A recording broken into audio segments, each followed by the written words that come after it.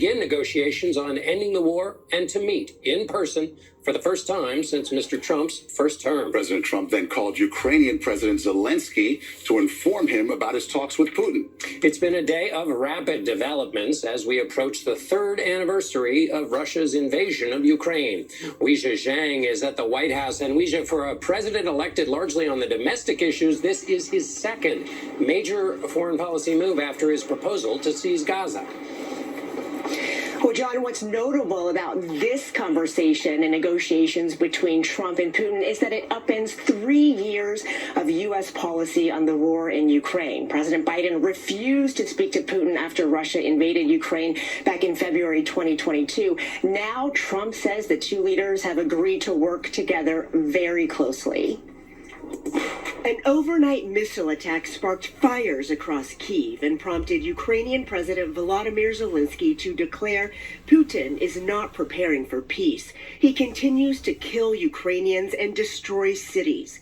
Just hours later, President Trump revealed he and Russian President Vladimir Putin spoke by phone for over an hour and agreed to immediately start negotiations to end the war in Ukraine.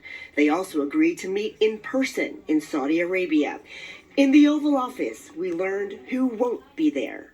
So it sounds like that would just be a meeting between you and Putin and perhaps the Crown Prince, but not President Zelensky? Probably we'll have a first meeting, and then we'll see what we can do about the second meeting. Trump's announcement to work with Putin came on the heels of Moscow releasing an American hostage. President Trump is a hero.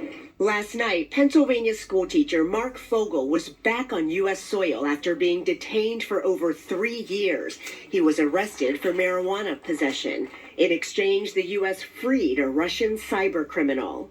Was that conversation with Putin to start these negotiations part of the deal to bring Fogel home? No, but it was a nice thing that he allowed Mark Fogel to leave. Trump often touts his strong relationship with Putin, infamous for killing or imprisoning his rivals during his 25-year rule.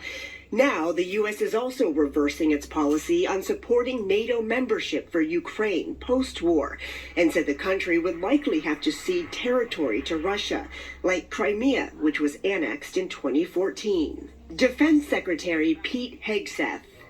We want, like you, a sovereign and prosperous Ukraine. But we must start by recognizing that returning to Ukraine's pre-2014 borders is an unrealistic objective. Zelensky is set to meet with Vice President Vance and Secretary of State Marco Rubio on Friday at a security conference in Germany. Today, President Trump said he would think about going to Ukraine to meet with Zelensky, but has not committed. And Weijia, our Holly Williams recently reported from Ukraine. She found Ukrainians exhausted by the war, but still pretty resolute. Zelensky, of course, is under all kinds of pressure. How did the call between Trump and Zelensky go today?